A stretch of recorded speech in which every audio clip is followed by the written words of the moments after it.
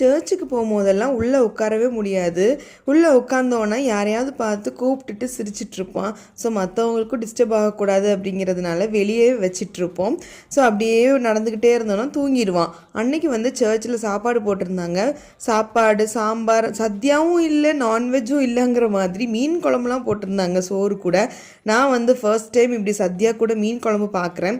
ட்ரிவாண்ட்ரத்தில் வந்து சம்டைம்ஸ் சத்யா கூட சிக்கன் கூட வைக்கிறாங்க. இப்போ வந்து எல்லோரும் அப்டேட் ஆகிட்டாங்க போல். ஸோ எல்லோரும் நல்லா சாப்பிட்டோம். சூப்பராக இருந்துச்சு டேஸ்ட்டு. முன்னாடிலாம் இந்த மாதிரி பப்ளிக் பிளேஸில் சாப்பிட போனோன்னா ஃபஸ்ட்டு போய் உட்காந்துருவோம் பந்திக்கு. ஆனால் இப்போல்லாம் அப்படி சாப்பிட முடியாது. யாராவது ஒரு ஆள் வந்து அவனை பார்த்துக்கணும் இல்லையா? ஸோ நிம்மதியாக சாப்பிட்ணுன்னா ஃபஸ்ட்டு அவனுக்கு ஊட்டி விடணும். அதுக்கப்புறம் தான் நான் சாப்பிட முடியும். ஜூபின் சாப்பிட்டுட்டு இருந்த டைமில் வந்து அவனுக்கு ஊட்டி விட்டுட்டு பொறுமையாக உட்காந்து நான் சாப்பிட்டேன். எனக்கு எப்போயுமே சுட சுட சாப்பிட தான் பிடிக்கும். பட் இப்போல்லாம் எல்லாமே மாறி போயிடுச்சு. லைஃபே மாறிடுச்சு வேணா சொல்லலாம். எல்லாமே வந்து அவனை டிபெண்ட் பண்ணி தான் வந்து லைஃப் போய்கிட்டு இருக்கு. அன்னைக்கு வந்து எங்கள் சர்ச்சுக்கு எல்எம்எஸ்லேருந்து பிஷப் வந்திருந்தாங்க. ட்ரிவாண்ட்ரத்தில் இருக்கிறவங்களுக்கு தெரிஞ்சிருக்கும், சிஎஸ்ஐ சர்ச்லேருந்து. ஸோ அதனால தான் ஸ்பெஷலாக சாப்பாடெலாம் போட்டாங்க.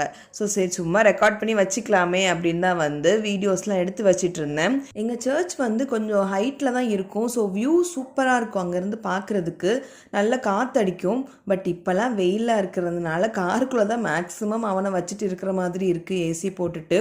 முன்னாடிலாம் வந்து காருக்குள்ளே என்னோடய திங்ஸ் மட்டும் தான் இருக்கும். இப்போ காரை திறந்தாலே ஒரு குட்டி பேபி ஷாப் மாதிரி தான் ஃபீல் ஆகுது.